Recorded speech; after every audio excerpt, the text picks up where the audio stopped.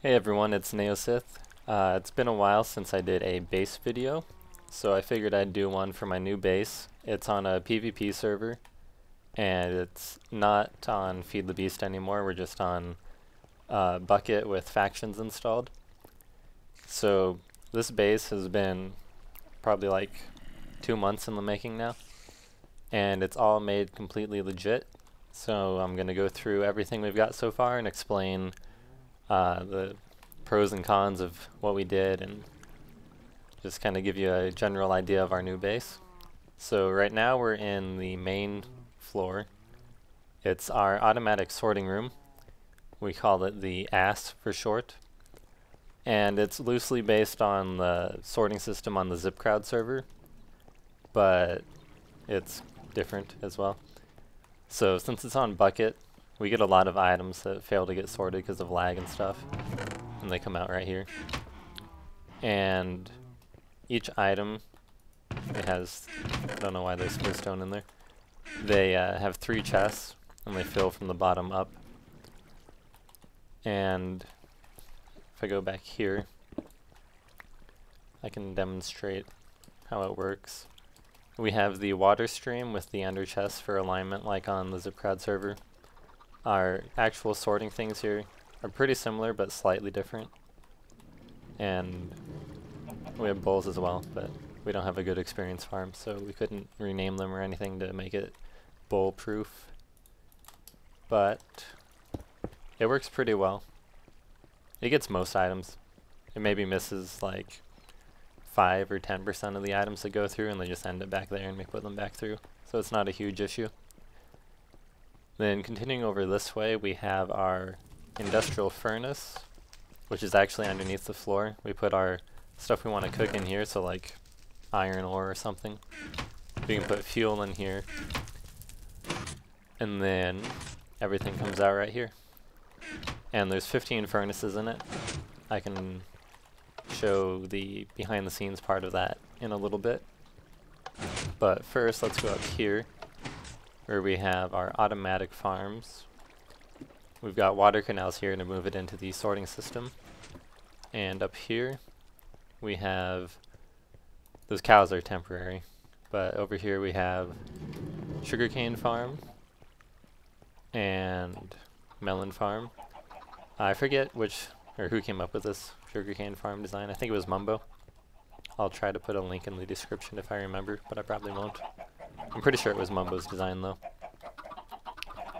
Here's JL's chicken farm design, which seems to not work very well on Bucket because the cooked chicken comes flying out here, out the edges. But I think if I just had more hoppers around here to pick it up, it'll work fine. Although, it is the only design that has worked at all of all the ones I've tried so far. So, there's that. This is our mob farm grinder. We have the mob farm up above us, and then the killer is in here, and it uses a lava blade, but it doesn't burn very many, if any, items at all. And I can show what it looks like inside. The reason why we have Obsidian is because since it's a PvP server, if people were to get into our base, that would be bad. So it's blast resistant. Oh, did I hear a creeper? I heard a creeper.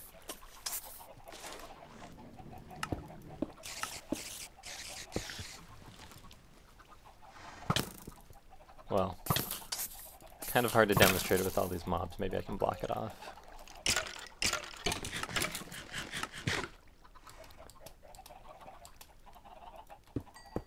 Okay, so we have hoppers down there with water moving the mobs over, and we have anvils, which allow the mobs to jump up and touch the lava, but be still pretty far away from the lava.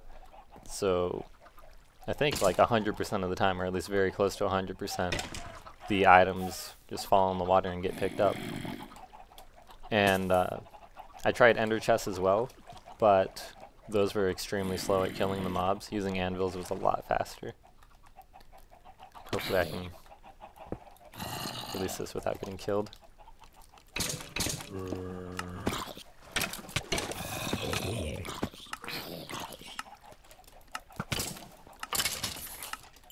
Oh no.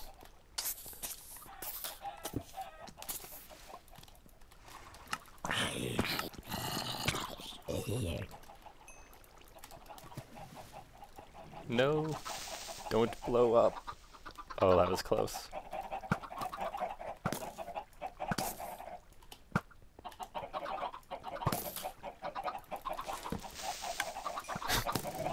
That was close.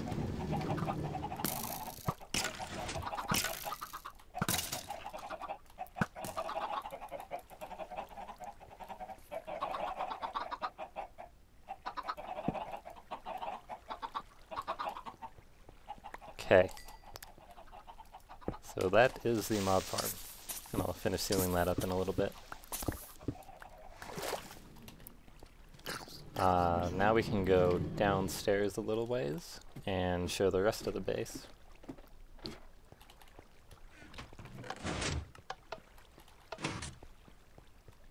And there's Meister.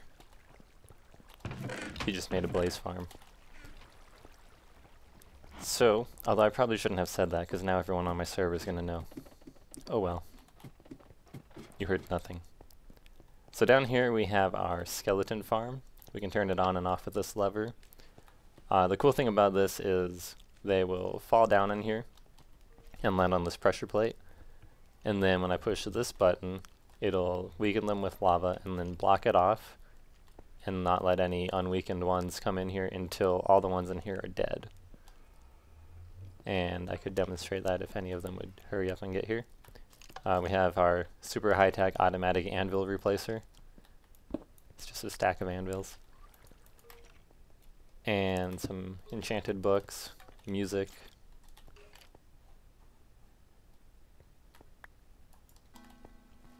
We have a skull dropping plugin, so we get a lot of skulls. Trash can right here. And now these guys are here so we can demonstrate. The light turns on to indicate that it's blocking any new ones from coming in. And then we just wait a little bit and one punch them.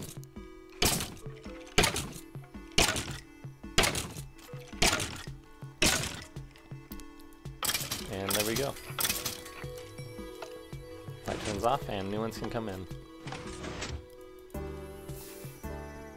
Then over this way we have automatic potion brewers. These are not my design. They were made by a guy called 9600 Bods on the Minecraft Invention subreddit. But it's a really cool design where we put bottles in here, ingredients up here, and then they show up down here, and if I pull that out, you'll see that those go in and new ones automatically start getting made. So it's really cool. Extremely convenient too. And we just use these healing one splash potions to harvest our skeleton farm once it's ready. Through this door is our spawn room. So, oops. I'll just have to break a block because I have chat turned off right now.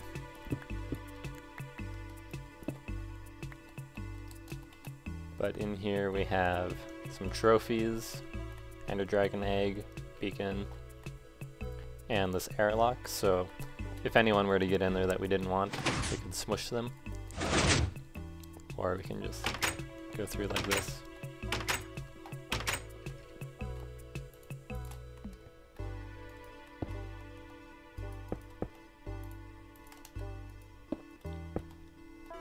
Now down here we have a couple of farms. We can pull the levers to harvest them.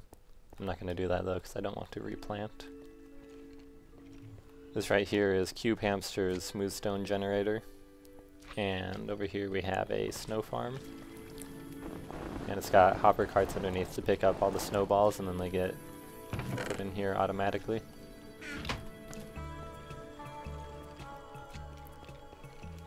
Here is our portal. It's a one-way portal because we can't have people entering our base through it. Otherwise they would kill us.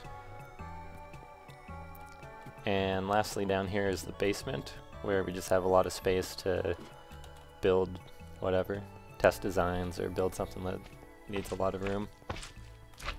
So we have this really crappy Obsidian Generator.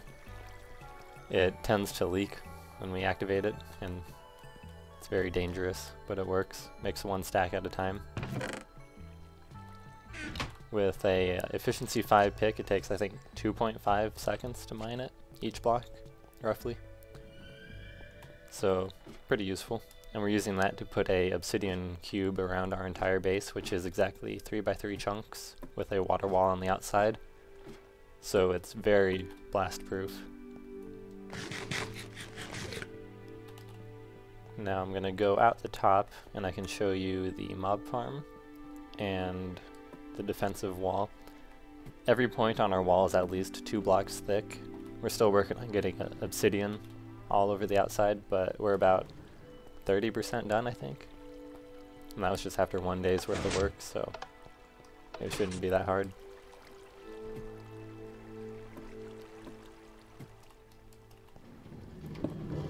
We don't have a proper door yet. We just go out like this. So the wall goes all the way down to bedrock. Comes up here, just below the water surface. Got a couple horses. We have this water stream temporary to go up top.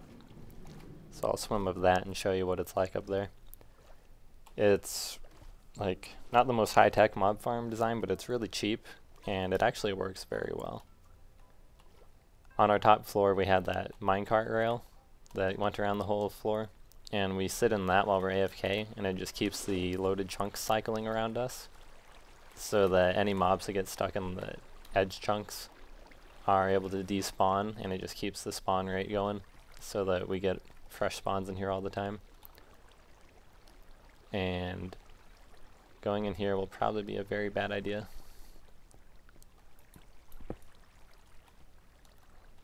I'll have to re-enable chat so that I can warp out of here, because otherwise I will probably die.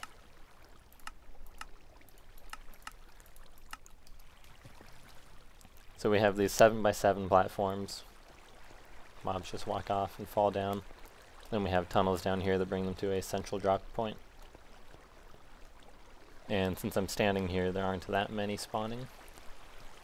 But when we're down on our base, it's actually a surprisingly good spawn rate. So, oh, I missed the cobble. There we go. So now I can return home and finish this up.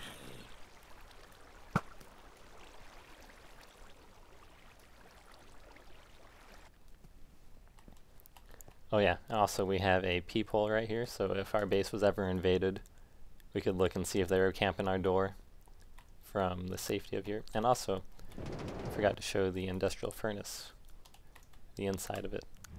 So we will go look at that.